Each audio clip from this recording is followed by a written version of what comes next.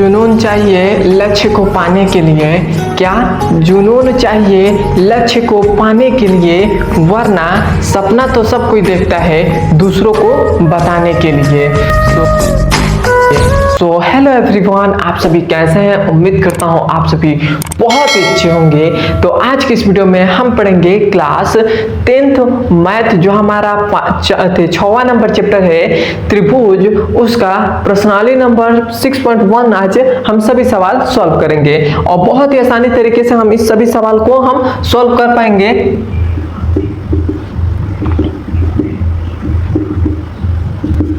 सभी सवाल को हम बहुत ही आसानी तरीके से हम सॉल्व करेंगे, लेकिन ये सवाल आपको समझ में, यदि आपको थोड़ा सा मतलब नॉलेज होंगे, मतलब आप थोड़ा सा कुछ जानते होंगे, तब तो आपको समझ में आ जाएगा। लेकिन आपको कुछ भी नहीं, त्रिभुज में मतलब आपको त्रिभुज से डर लगता है और त्रिभुज में आपको कुछ भी नहीं मालूम है, तो इसका आप पिछले लेक्चर देख लीजिए, तब आपको ये सभी सवाल समझ में आने लगेंगे। यदि आपने पिछले लेक्चर को नहीं देखा है तो थोड़ा सी मतलब प्रॉब्लम आ सकती है, लेकिन इससे एग्जाम में मतलब 1-2 नंबर के क्वेश्चन बनते, 1 नंबर का क्वेश्चन बनता है, जैसे बहुविकल्पीय प्रश्न इससे बनते हैं। तो आप इस चैप्टर को मतलब कम मत समझिएगा, ये चैप्टर बहुत ही ज्यादा इंपॉर्टेंट है।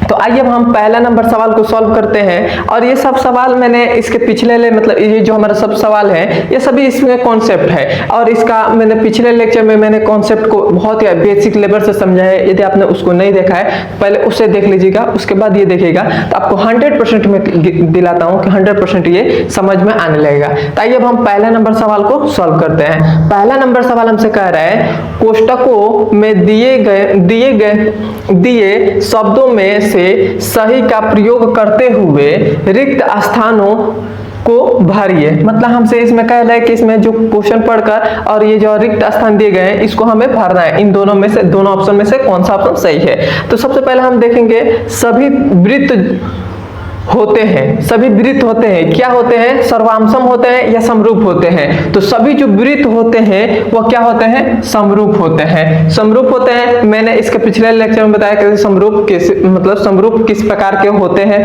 मतलब समरूप किसे कहते हैं, सर्वांशम किसे कहते हैं, मैंने ये दोनों बता दिया है कि इसके मतलब क्या होते हैं। तो हमारे पास जो सभी वृत्त होते हैं ना, वो सब क्या होते हैं? समरूप होते हैं। तो हमने समरूप लिख दिया, यहाँ पर रिक्त स्थान पर क्या भराएगा? समरूप भराएगा। दूसरा नंबर देखते हैं, सभी वर्ग मतलब जो सभी हमारे पास ये वर्ग हैं, वर्ग होते हैं, सभी वर्ग होते हैं, क्या होते हैं? वो होते हैं समरूप होते हैं। सभी वर्ग जो होते हैं वो क्या होते हैं? समरूप होते हैं। क्लियर बात है? अब देखिए, अब हमारे पास है सभी त्रिभुज समरूप होते हैं, सभी त्रिभुज जो है वो समरूप होते हैं। इसमें ऑप्शन दिया है समद्विबाहु और समबाहु त्रिभुज। तो इसमें हमारे पास सभी जो त्रिभुज होते हैं वो समबाहु होते हैं।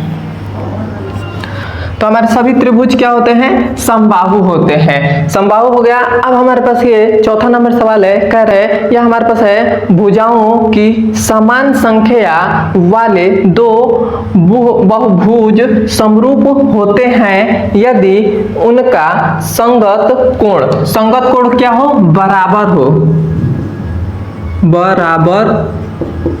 बराबर हो तथा उनकी संगत भुजाएं समानुपाती हो। यहाँ पर ऑप्शन भी दिया है, तो पहले यहाँ पर क्या भराएगा? बराबर, और दूसरे वाले पर क्या भराएगा? सब समानुपाती। तो ये हमारे पास हो गया।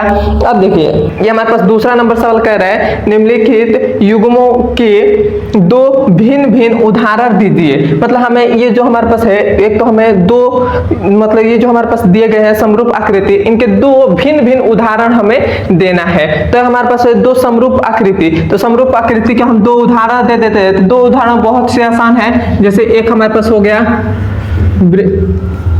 ये हमारे पास हो गया वृत्त, तो एक वृत्त, ये हमारे पास एक वृत्त हो गया, और एक और लिख देते हैं जैसे 2 समरूप, तो ये हमारे पास एक समरूप हो गया, समरूप हो गया। तो ये हमारे पास 2 उदाहरण हो गए। और इसमें ऐसी आकृति जो समरूप नहीं है, तो समरूप नहीं है तो एक हम ऐसे बना देते हैं, एक ये त्रिभुज हो गया और एक हम ऐसे त्रिभुज बना देते हैं। तो ये दोनों त्रिभुज समरूप हैं, ये दोनों समरूप नहीं है। एक और हम बना देते हैं, जैसे ये हमारे पास हो जाएगा,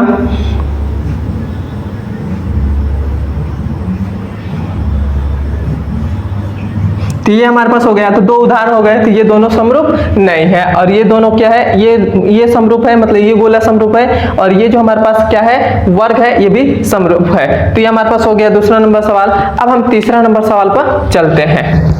तो ये हमारे पास तीसरा नंबर सवाल है। तीसरा नंबर सवाल में हमें बताना है, बताइए कि निम्नलिखित चतुर्भुज समरूप हैं या नहीं है। हमें इसमें दो चतुर्भुज दिए हैं, इसमें हमें बताना है कि दोनों चतुर्भुज समरूप हैं कि नहीं। तो मैंने क्या बताया था, समरूप का दो कंडीशन होता है। पहला क्या होता है, यदि कोण बराबर है, यदि कोण बराबर है तो उसके आगे हम चेक करेंगे कि भुजाओं का अनुपात जो है वो बराबर है कि नहीं। तो सबसे पहले हम क्या देखते हैं, कोण देखते हैं। तो इसका कोण हमारे पास कितना है और इसका कोण देखिए, तो इसका तो कोण हमारे पास 90 डिग्री हो जाएगा, लेकिन इसका कोण, इस कोण का मान हमें नहीं मालूम है। इसका कोण मतलब ये हमारे पास थोड़ा सा इसे दिया है, तो ये हमारे को नहीं मालूम है कि ये कितना डिग्री होगा। तो हमारे पास पहले कोण ही नहीं बराबर हो रहे हैं, तो हमको ऐसे ही स्पष्ट मालूम हो गया कि ये दोनों मतलब चतुर्भुज है वो समरूप नहीं है। तो हम यहाँ पर लिख देंगे नहीं है, और ये हमारा आंसर हो जाएगा। यहाँ तक आपको समझ में आया तो एक बार मुझे कमेंट बता दीजिए, और मेरे चैनल पर नए हैं तो सब्सक्राइब कर दीजिएगा, और मुझे फुल सपोर्ट करिए कि मेरा भी चैनल ग्रो हो जाए। अब हम मिलते हैं इसके अगले नंबर वीडियो में। धन्यवाद।